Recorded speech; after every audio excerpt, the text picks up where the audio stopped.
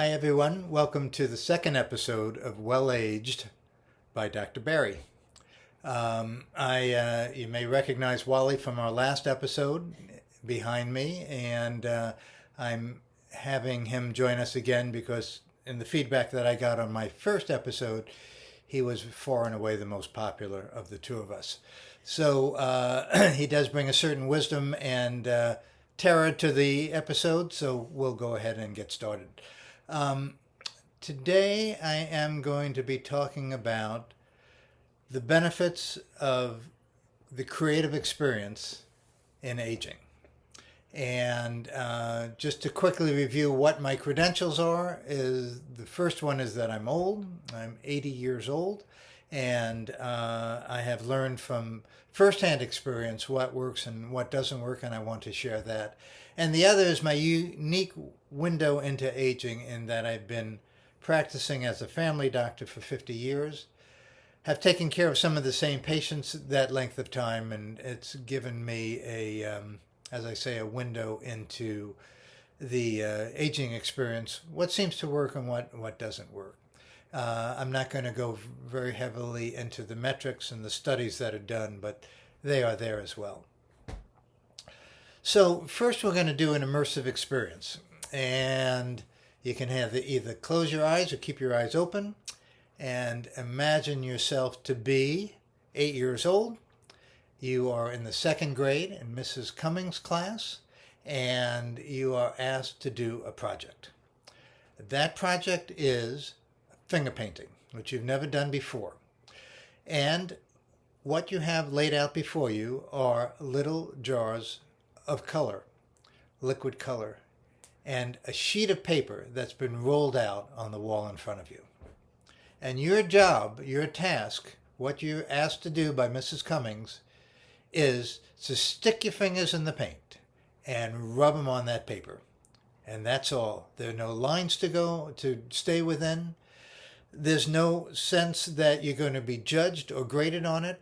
It's just doing it for the experience of the sensual nature of watching color pour from your hands. So you dip your fingers in. Maybe you take your pointer finger and you put it in the blue and you make a stripe across the paper. And you look at it and you admire it. And then you take your hand and put it in yellow and smear it this way. And then you make circles with purples and oranges. And at the end of it, all of it is mishmashed and filled together. And you look at it and it looks wonderful. It looks like it's been planned out by a genius. And you feel like that was a lot of fun. And what you don't know is that experience is an experience that for most of us is limited to us as children. But the joy and the imagination and the creativity and the positive feelings and the endorphins that are produced by that type of activity when we're children is the thing that will help us and keep us healthy as adults. So I know some of you are thinking, this guy's a doctor, but he's telling me to start finger painting? Well, yes. Wouldn't that be a fun thing to do, to have all of us have just a big wall in front of us and be able to take and splatter paint upon it? Pollock discovered that by throwing paints, and he became quite successful at it. But I think that the underlying essence of creativity, of the freedom and the joy of expression that we lose from when we're children, and that we lessen the importance of as we grow older, is really critical to growing old successfully. I've noticed it in my patients. I see, as I said, patients for many different reasons. Some come in for general checkups, some for chronic illnesses, some for acute medical problems.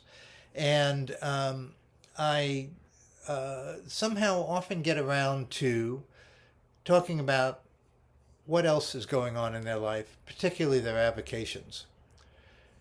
In today's medical world, it's hard to get away with that as a doctor because time is so important, but I'm at the point where I don't care that much about it, and so I have fun with it. But what I have noticed is that when people talk to me about what they love to do, their face lightens, their spirit soars, their sense of well-being increases, their concerns about their health diminish. And they are only too anxious to show me the woodworking that they're doing, or describe the gardening that they're doing, or how they joined a band and playing rock and roll music and they're 80 years old, or they have taken up watercolor classes. That those things that we tend to diminish and not think much of and not talk much about, that those things are probably more important than most other activities that we do. We all are interested in exercise and eating right and keeping or managing our blood pressure and making sure our cholesterol is a certain level. But how often do we really think of the importance of how we're spending our time? And if we could revert back to that creative time of our childhood, when we were just asked to express ourselves. In finger painting, it would be with color. In music, it might be playing drums. In gardening, it might be planting only the way you could plant. If we could do that, how much that would enhance our health. I'd like to share with you what I've discovered for myself. For me, it's been storytelling. I think if I had a choice, I'd rather be a rock star, but it's not my gift. And so I've always been attracted to and loved hearing stories and making up stories. And about a decade ago, after a long and unsuccessful career as a novelist, I started to do playwriting, and I found a certain niche for myself there.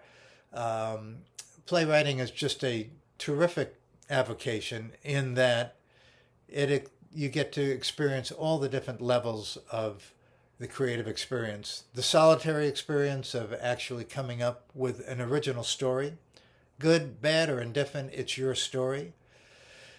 And if there's some resonance with it, it can be looked at and maybe accepted, and all of a sudden you're in a collaboration with directors and actors, stage managers, costume designers, lighting people, sound people, and the product that you made, the play, is just something that you are participating in. You're no longer the creator, but you get to see it actually created.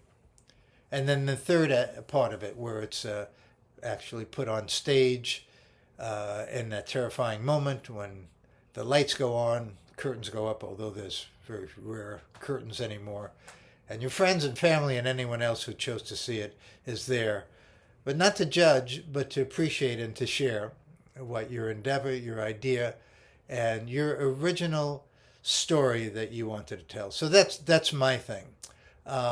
It's not my vocation. My vocation is a doctor, and lots of creativity in that too, but it wouldn't be the same if I didn't have something like an avocation.